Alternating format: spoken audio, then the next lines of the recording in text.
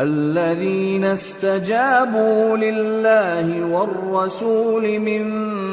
بعد ما أصابهم القرح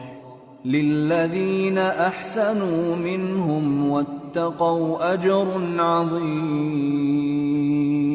الذين قال لهم الناس إن الناس قد جمعوا لكم فاخشوهم فزادهم إيمانا وقالوا حسبنا الله ونعم الوكيل. جنہوں نے باوجود زخم کھانے کے اللہ اور رسول کے حکم کو قبول کیا، جو لوگ ان میں نیکوکار اور پرہیزگار ہیں ان کے لیے بڑا ثواب ہے. جب ان سے لوگوں نے آ کر بیان کیا کہ کفار نے تمہارے مقابلے کے لیے لشکر کثیر جمع کیا ہے تو ان سے ڈرو، تو ان کا ایمان اور زیادہ ہو گیا اور کہنے لگے ہم کو اللہ کافی ہے اور وہ بہت اچھا کارساز ہے.